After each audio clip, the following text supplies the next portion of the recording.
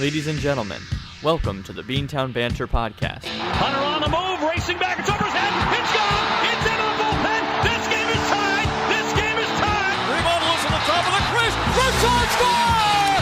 Bergeron! Driving forward, diving to the goal line! A touchdown! And a title! Anything's possible! Anything's possible! Recording live from Boston, Massachusetts, here are your hosts, Brady Gardner and Patrick Donnelly. And welcome to a special edition of the Beantown Banter podcast. As always, joined by Patrick Donnelly, I'm Brady Gardner. Patrick, how are we? We are good. We are good. So today we have a special podcast for you. We're not coming on our normal kind of podcast recording schedule, around Monday or Tuesday. This is actually a Thursday, but there was some big news that we had to get to, so we said, let's do an impromptu podcast. Let's get on the air and talk to the people. So that's what we're doing. We're covering Bruins with their Game 7 win over the Toronto Maple Leafs, 5-1 the final, and the Bruins are moving on to the second round of the Stanley Cup playoffs to face the Columbus Blue Jackets. So that's what we'll be talking about exclusively today. But I think the first thing, Patrick, we were there. We were at the Garden. We didn't help the wallets. No, it absolutely did not help the wallets. But it was definitely worth it. And the Bruins are so good at taking my money. They send me a nice email because I'm on the newsletter. That's right. And they're like, oh, use this promo code for $100 balcony tickets. Two tickets comes down to $110 a piece. It's like, oh my God, stop. I need to save money. Tickets for tonight's game are on StubHub for $80-something. Wow. Yeah, it's like a regular season game. It's because it's not Toronto. You forget that. Yeah. So, coming out of the West, just this ticket price note here. Okay. Ticket prices will probably favor us going forward because there's none of those historic teams aside from maybe San Jose. You're not getting like Montreal somewhere in there. Yeah. Maybe the Islanders, but no Capitals. That's not going to jack the price up. Carolina certainly won't jack the price up. So you're telling me that you're already setting up to make another poor decision? I think so. Oh, God. I think we'll wait till the acronym SCF comes across. What's that? On the ticket Stanley Cup final. Oh, my God. Hopefully. We don't want to jump the gun. Jeez. We don't want to. I don't think. A lot of people have been writing off Columbus. I don't think we should. But let's get into our experience at Game 7. That's right. I think I speak for both of us when I say that it was probably the most electric we've seen the TD Garden. So loud. So, yeah, we said it. It just felt louder. Like the music, the people. Definitely cranked the music up. But you know what? I'm here for it. Yeah.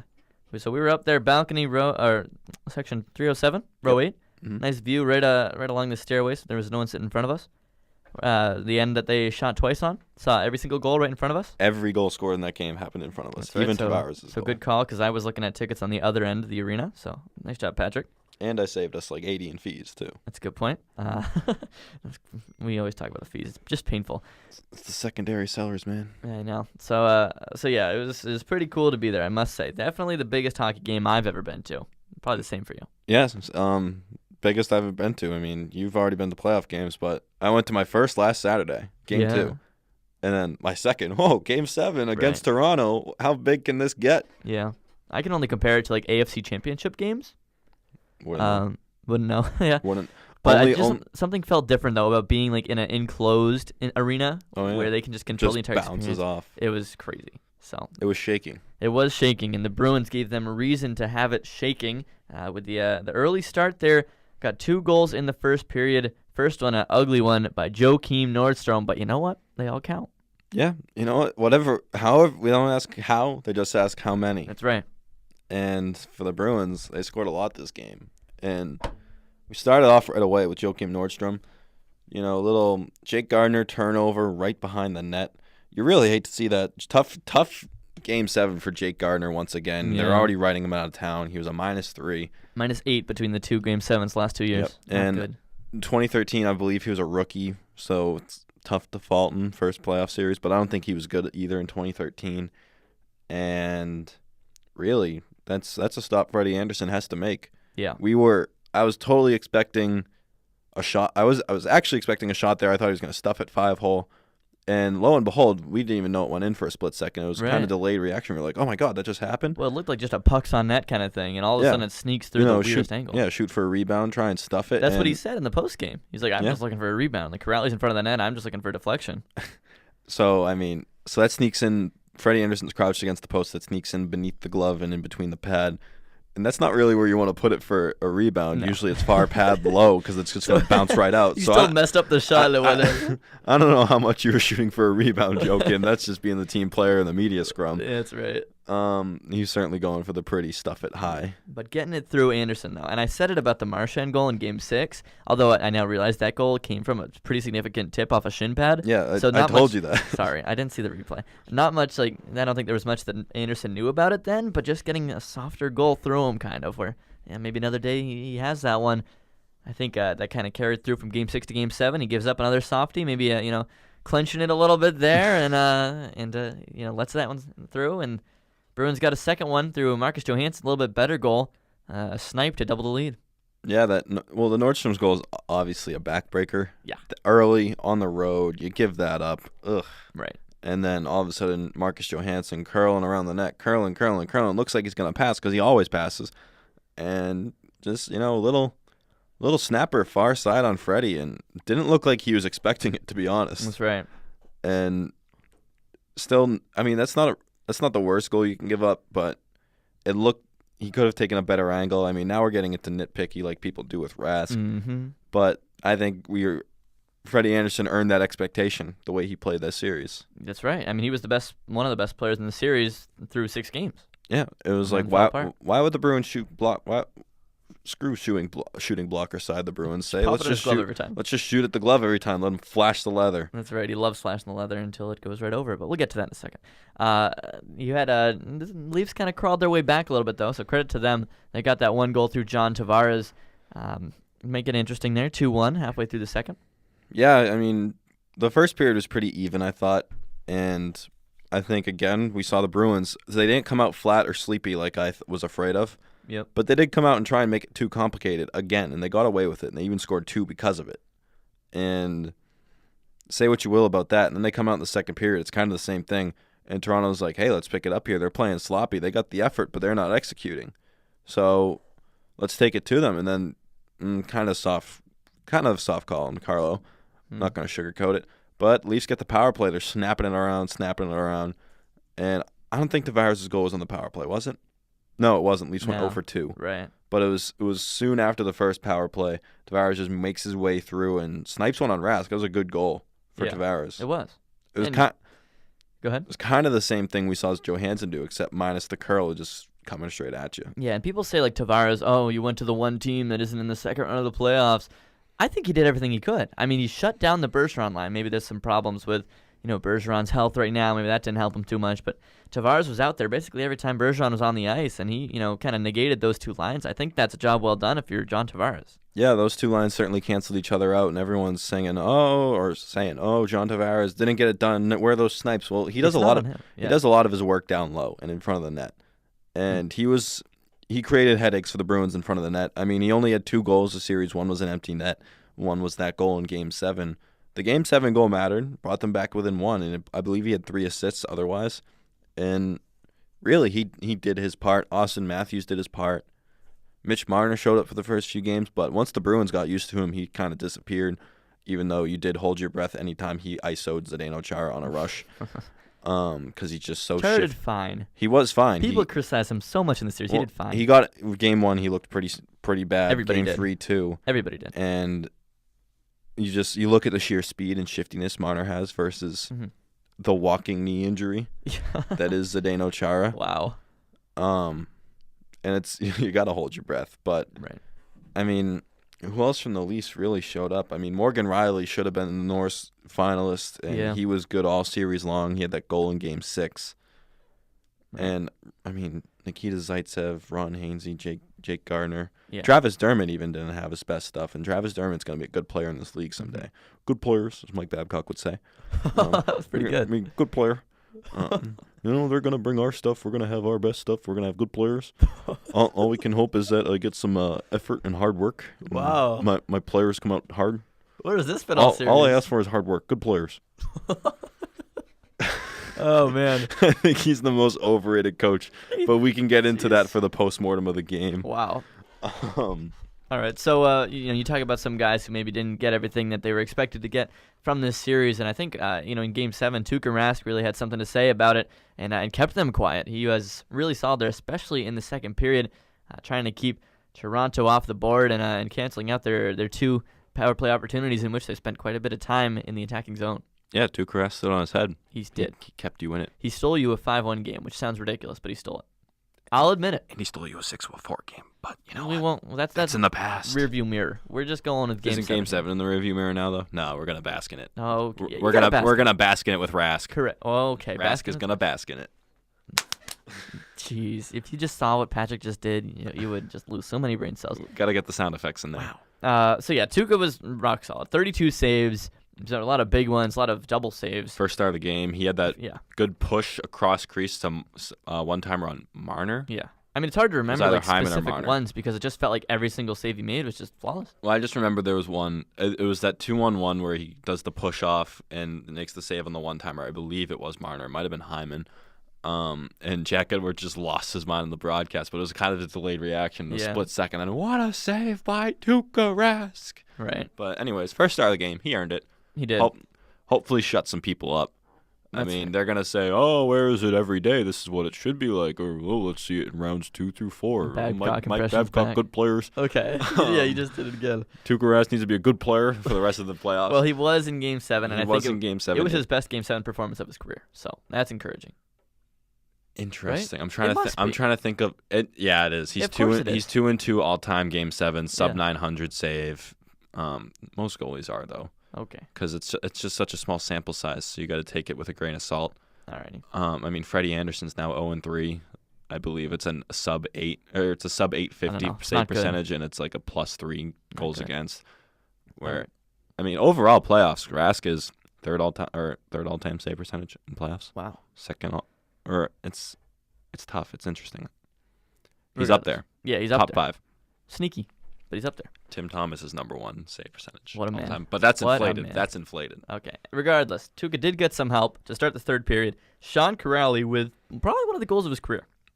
Biggest goal of his career. The biggest goal of his career. We saw when he got the call up against Ottawa, and he had that triple overtime goal, and then he had another one the next game one of the games. Sure. Or no, it was a 2-goal night for him. He tied it and then won it in triple overtime. How do you remember this stuff? I was watching it on my iPad in New York on a Habitat for Humanity Collegiate Challenge and just stressing out that it was a minute behind everyone else. And I had texts coming in like, oh my God. I was like, stop. Wow. Anyways, okay. The stress watching. And that was the birth of the Corral Leap. But we see where this kid is in the embodiment of clutch. He is. Same as Justin Williams. So, not quite yet, but every goal that I can remember, we had that one against Buffalo before the Winter Classic. Most goals he scores that I can remember are meaningful. Right. Last year, he won, it was a 2-1, 1-0 game against Vegas. Vegas' first time at the Garden. Scored that goal. Yeah. And he's a knack for the spotlight. Yeah, and he's got the wheels. He made that nice move around Marner, I believe, and then wheeled it in and then right under the bar. Yeah. Didn't even go straight down, just perfectly under the bar. High glove, Freddie. It was by his ear. That's where you want to put it. Huh. It's pretty good. Whiz by his ear. You think you're going to be comfortable making that save? Right. Well, that changed it because that gave you the 2-goal cushion. They had Toronto had to pull the goalie there with about 2.5 to play, and didn't take too long for Charlie Coyle to notch an empty netter, which kind of finished off a pretty victorious night for Don Sweeney. You just look at him like Johansson scored. You had Nordstrom scored. He was a off-season acquisition. You had Coyle scored. He was another guy at the deadline. Don Sweeney looking pretty good on Game 7. Yeah, Don Sweeney, the president of Mass Kids, president of USA Hockey Kids playing for the Bruins, got the mayor of... That didn't make sense, but you know what I mean. Sure. I have no idea what you mean. In 2011, the Bruins had one player on the roster that won the Cup, and it was Tim Thomas. Oh. Now it's pretty much the entire roster is from America. Oh. And a lot of them are Mass people. Yes. Chris Wagner. Playing for the home team. Charlie Coyle kid. Lifelong B. Mayor of Weymouth, Mayor of Walpole. Actually, those might be the only 2 Mass kids. Oh, Grizzly. Mayor of Charlestown. Anyways. Regardless. Yeah, so Coyle gets that empty sitting pretty up there. That's right. And lest we forget, speaking of Bruins management, the Bruins just got Tuukka Rask from the Maple Leafs for nothing. Lest we forget, we walked by Charlie Jacobs on the way out of or in the way into the arena. We did. That was weird. Just walked right by him. Yeah, with buddy. his contingent. Yeah, the whole gang. Anyway, what were you saying? A couple suits.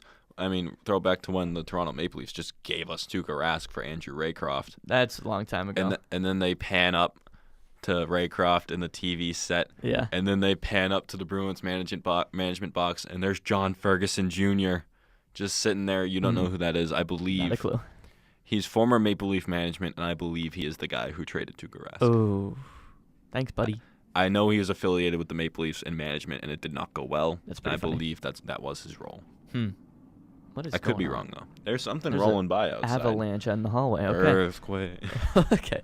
And yeah, so then the Bruins ended up getting a 5-1 win, putting up the scoreline a little bit more with Patrice Bergeron scoring with like half a second to play. And that was a weird one. Yeah, we had the 4-1 score, and Leafs fans were like, you know what, at least we can laugh at the irony. Yeah. And then Patrice Bergeron, nightmare, and who's in nightmare land for the Leafs fans, Right. just ending it. Well, and it was so. There's a lot with that.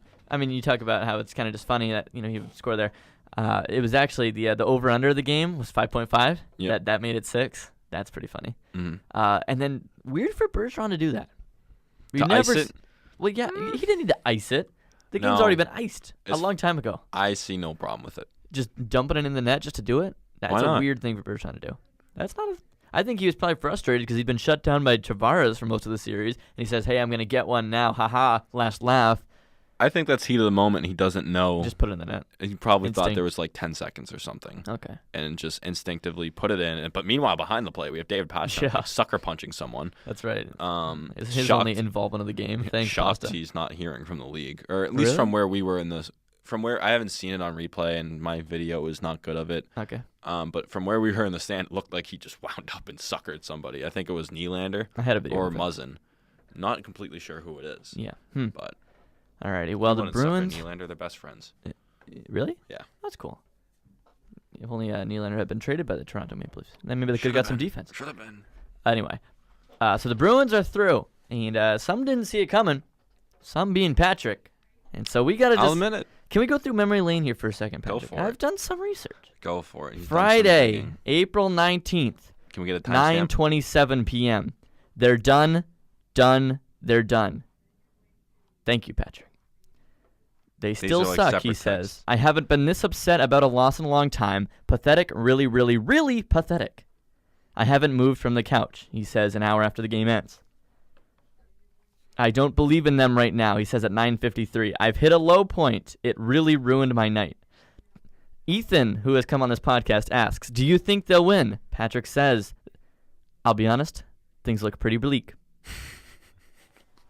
We look at during Game 6 on Easter Sunday. Gotta wake up at some point, You fellas. have to wake up at some point in this series, don't you? That was an awful 10 minutes to start that game. 3 minutes later, 3:37 p.m. started, or just about halfway through the first period, I believe. Good season, fellas. That was Morgan Riley made it Patrick. 1-0, I believe. That might be the all-time low from Patrick.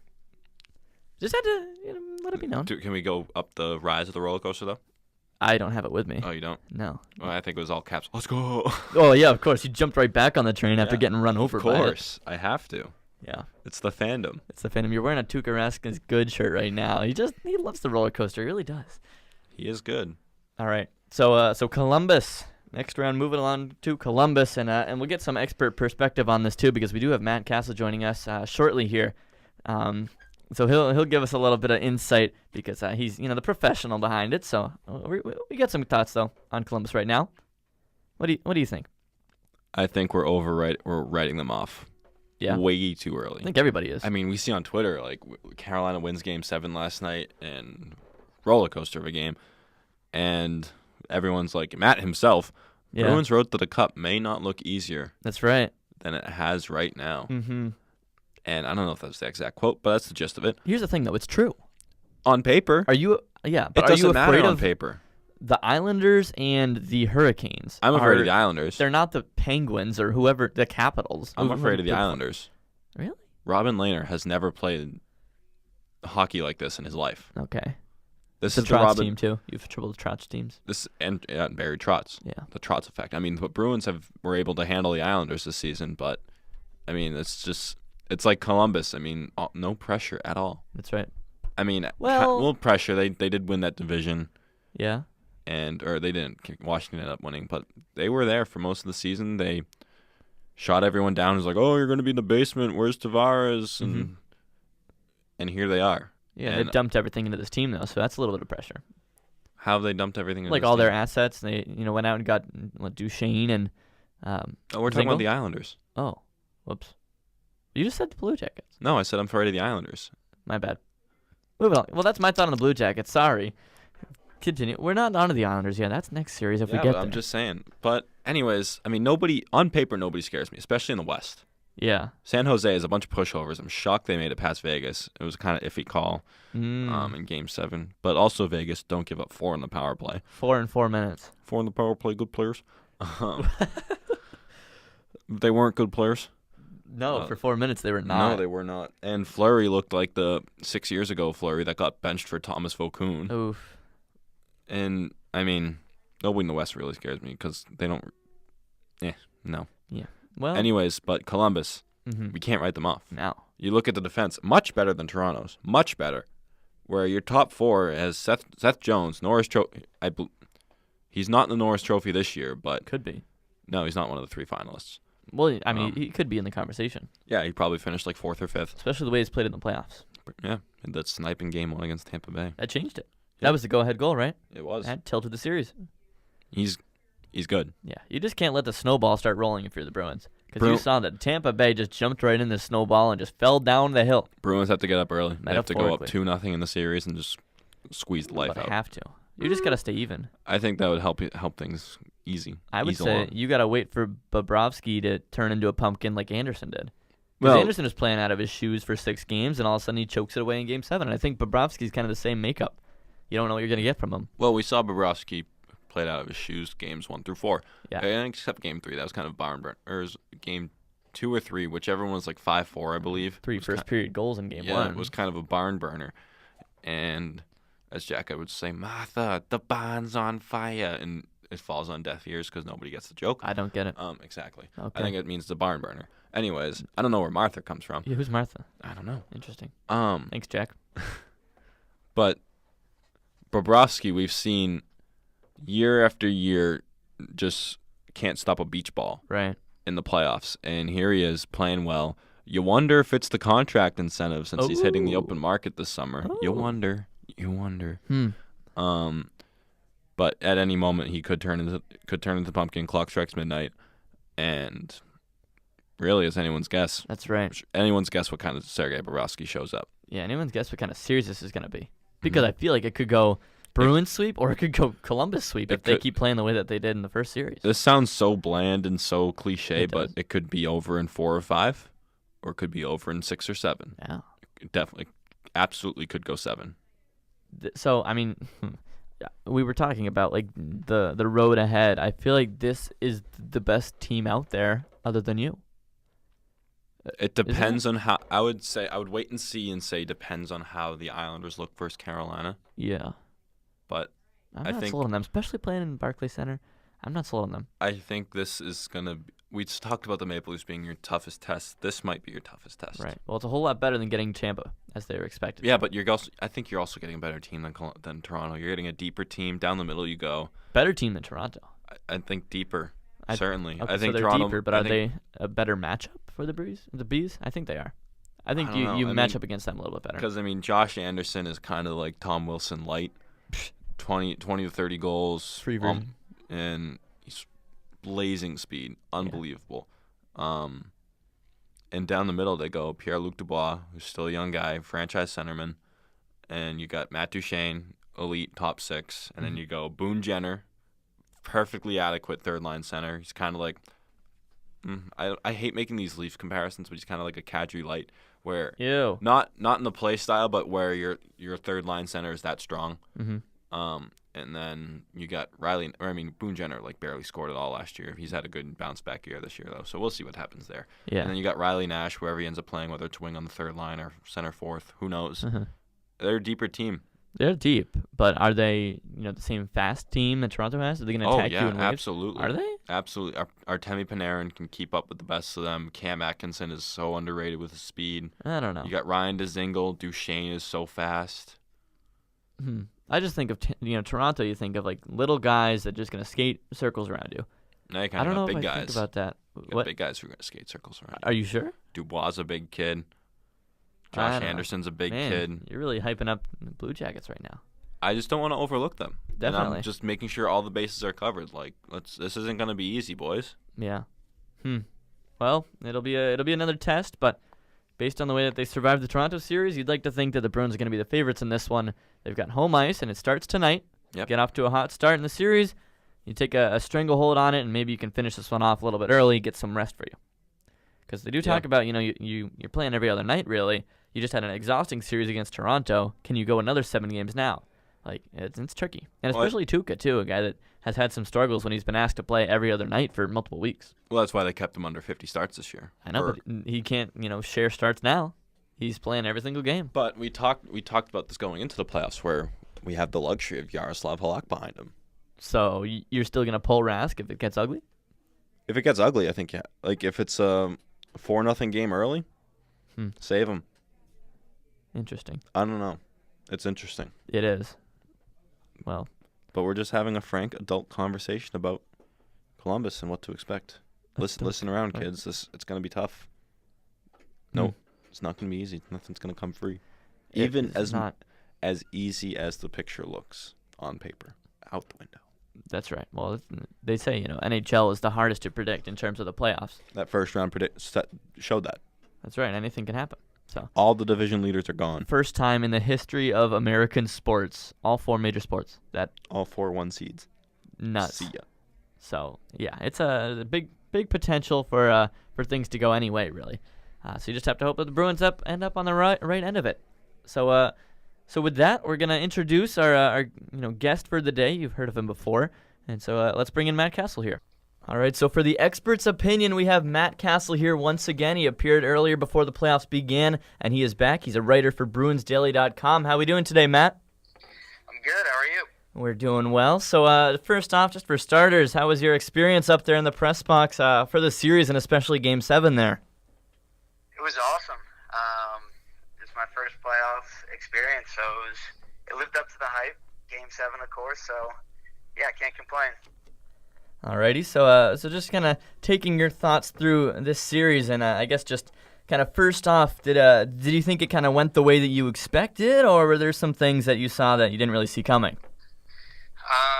First off, I had Bruins in 6, so just the length of it, it didn't go the way I expected, and the way it panned out, Toronto kind of took it to the Bruins the first 5 games, and they traded off every other game until the final 2 there.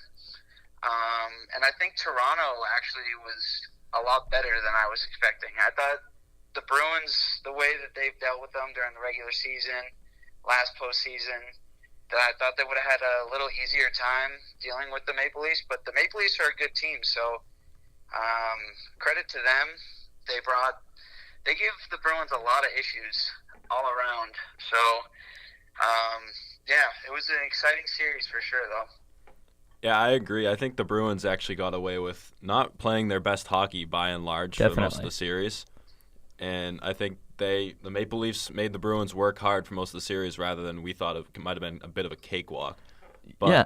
Well, I mean, I would agree with that. You look at just kind of the way that it went, and you could argue that the Bruins were not the better team in this series at all, but somehow they ended up able to grind it out and end up getting out of the series and moving along. So I think that kind of speaks to the kind of team that this is. You can play not your best hockey. You can come up against a team that maybe has your number in a way throughout the series, but you still get out of it. Seems like maybe a championship caliber team a little bit.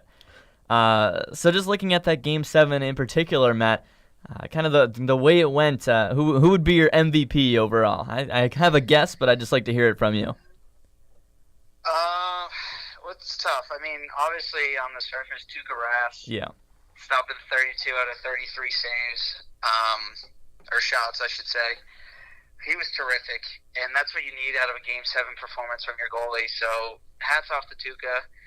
And then on the offensive end, I'm giving it to Sean Corrali. He gave us the Corrali lead, and that was a huge goal. It was a beautiful goal, too. Right. Took the puck from center ice, dangled, then sniped top shed. Corrali lead, got the garden rocking, so that was awesome. And his line all night was, the forecheck was crazy.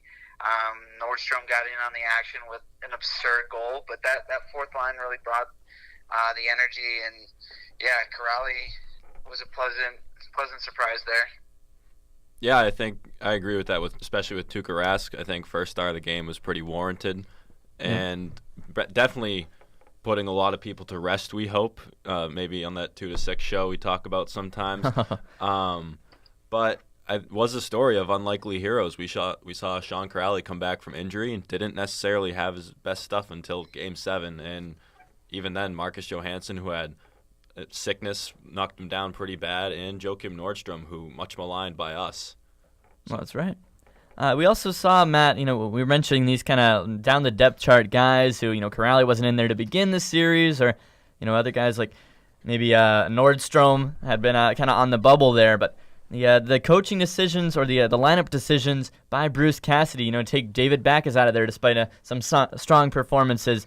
What'd you see in your opinions on just the lines that they put out there, especially late in the series?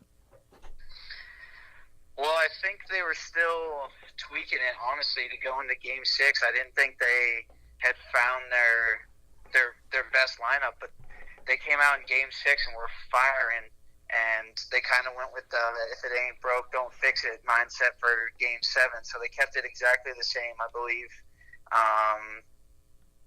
And I think going into Game 1, there's only 2 changes, but I do like the lineup now as opposed to the start of the series.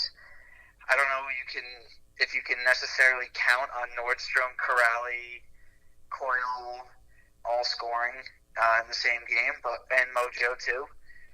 But I like the depth that they have because they now have 4 lines that you can trot out. And even if the bottom 6 aren't scoring, they're physical, they're scrappy on the forecheck. So I think Boston's got a nice set of 4 lines here. Yeah, and those guys certainly made Don Sweeney look good there on Tuesday night. Oh, absolutely. I think Charlie Coyle has been one of the best Bruins forwards this series, and when they first made the trade, I was a little skeptical because I was a Ryan Donato guy, but Charlie Coyle, man, he's played some big minutes for the Bruins in that first series. Yeah, and we saw a lot of it, especially in Game 7. Didn't necessarily show up on the score sheet aside from the empty netter. But we saw in the third period there was one shift in particular where he was just out-muscling Maple Leaf after Maple Leaf. 3 of them at once, yeah. Shielding the puck. And I think he was, by and large, one of your better forwards this series. And I think it might be a little unfair to count on him the rest of the way here, considering he is your third-line center, and you're looking for the top 6 to carry you for most of it, like we thought originally. But I think we'll take anything, really. That's right. You got to feel good about the way that you're getting production up and down the lineup. But you do have to hope that some of those other guys would show up a little bit. I mean, we saw maybe, I guess, one of the worst players in the ice, it felt like, in Game 7, David Pastrnak. What happened to him this series? Yeah, that was something I didn't see coming. I asked Bruce Cassidy before the series, kind of like just to get his thoughts. I was like, your best players usually have to be your best players for you guys to win. Like, what's your confidence level in the top line? Right. And he was so confident, and rightly so. And he said he wasn't worried at all. And then Pastrnak, outside of, what was that game where he scored 2? Was that Game 5? It was 4. Game 6? Game 4. Game 4. All right. Well, aside from the fact that he had 2 goals in one game, he kind of disappeared for most of the series, which is crazy because he's usually the leaf killer. Mm-hmm. I don't know in particular what happened. I don't like how they've been using them on the power play. I know they've been scoring on the power play, but they've gone away from setting him up on the left circle where you can just lay like howitzer after howitzer on net. I don't know if Toronto is purposely taking that away. They're smart if they did, but they've been working on different plays on the power play. That's right. So, of course, you can't really talk about this game without looking at some of the storylines from up north. And Toronto, once again, unable to close it out and getting beat by the Bruins, I think, for the third time in 7 years, I believe it was, in Game 7 in the TD Garden. And, wow, Yep. Once again, it was Freddie Anderson who kind of came back down to earth there. Yeah, I also think that, listen, Toronto, they're a good hockey team, but they've kind of got gypped by the system here, because if you have to play Boston the first round every single year, like, Boston's a heck of a hockey team. That's, like, not an easy out at all. So, I mean, yeah, they keep losing. People say they choke. They're just running into a great hockey team, personally. Freddie Anderson, that first goal with Joakim Nordstrom, that was like 1 in a million play. I don't even know how he scored that. Yeah. 2, Johansson, absolute snipe coming off the curl in the slot. I don't know if there was much he could do about that. I just think the Bruins finally started to get going. That we didn't see them click until Game 6 and 7. Once they finally got going, I think it wasn't more so Anderson choking as it was the Bruins were just going.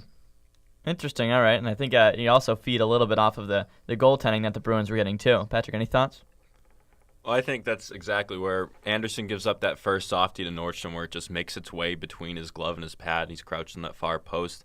And honestly, that's a backbreaker, as much as you want to say, where it's 1-0. Then the Leafs come out in the second period and overall dominate the Bruins, and Tavares has that nice goal. But to start the game off like that in Game 7, not on the road, that's certainly not ideal.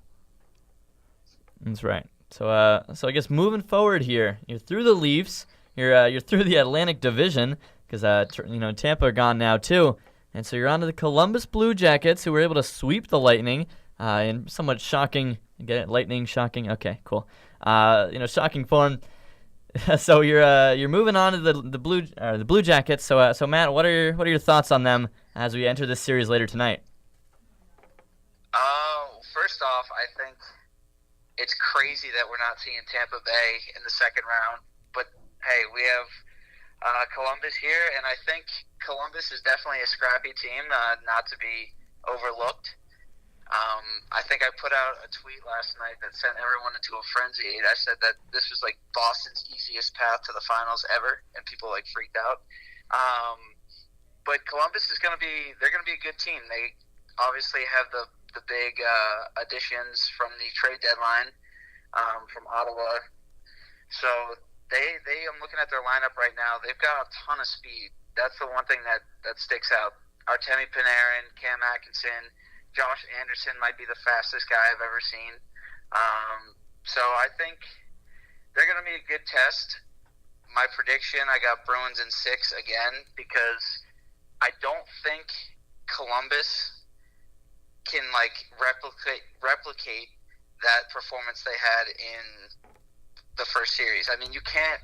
The odds of you sweeping Tampa Bay and then sweeping Boston, I mean, if they do that, then they should just win the cup. But I think overall, I think the Bruins will be able to handle what they're bringing.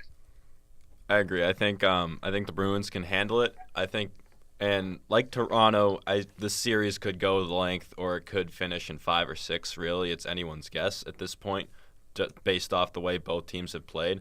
And looking at Columbus, the thing that stands out to me is on defense, they're much more formidable than the Leafs between Seth Jones, David Savard, Zach Werenski, Ryan Murray. And I think if they can for the Bruins, you got to be able to first beat them, and then hope Bobrovsky comes back down to earth to what we expected him in the playoffs.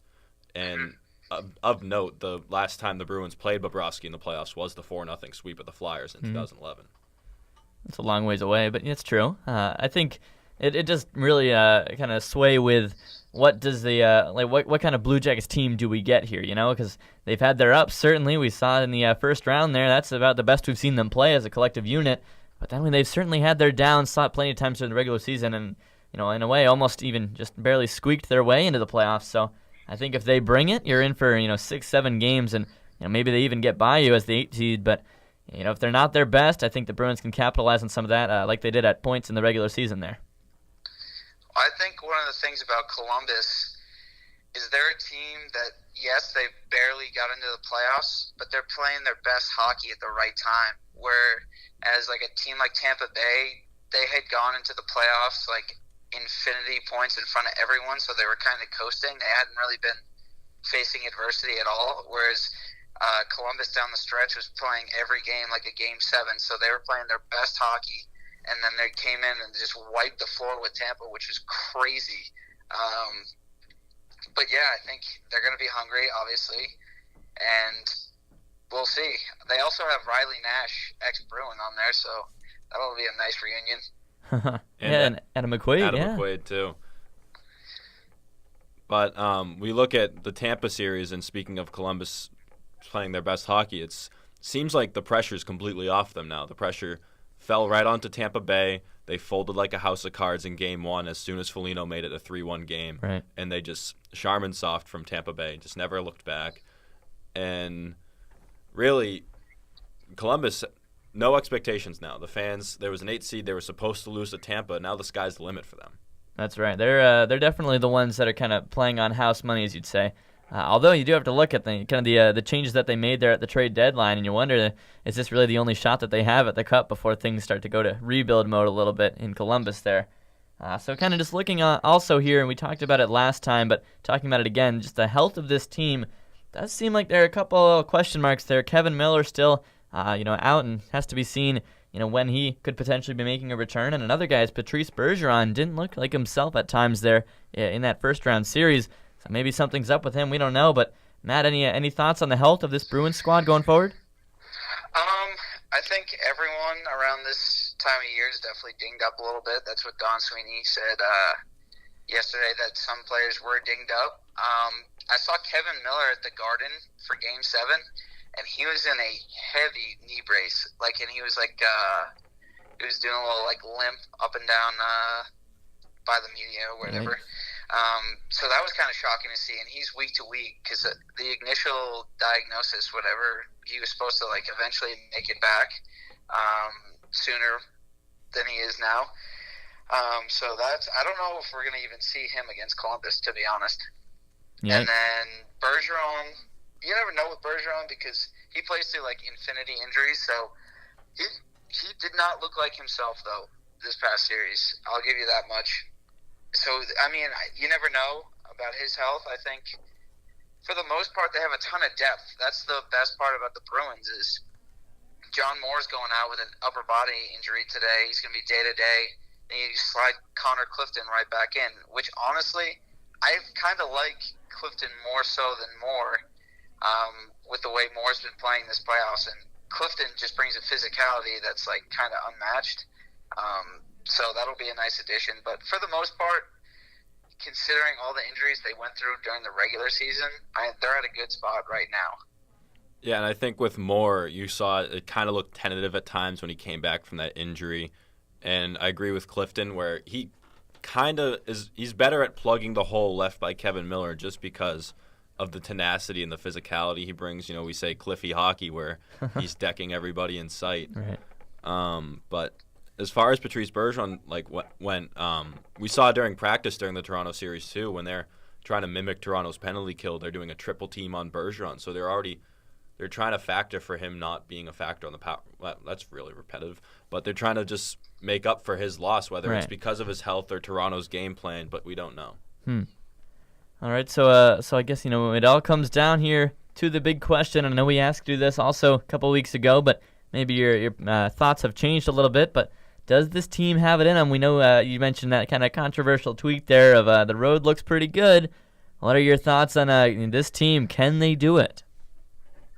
I think so. I think, to be honest, I think the Maple Leafs were one of the tougher teams that they would have potentially faced in this entire playoffs. I think Toronto is a heck of a team, and you just look at the makeup of Boston. I mean, they're down. They haven't played any good hockey really through the first 5 games of the series, facing elimination on the road. Played their best game when they needed to, backs against the wall. Then they come out Game 5 and they put on another show. So they're resilient.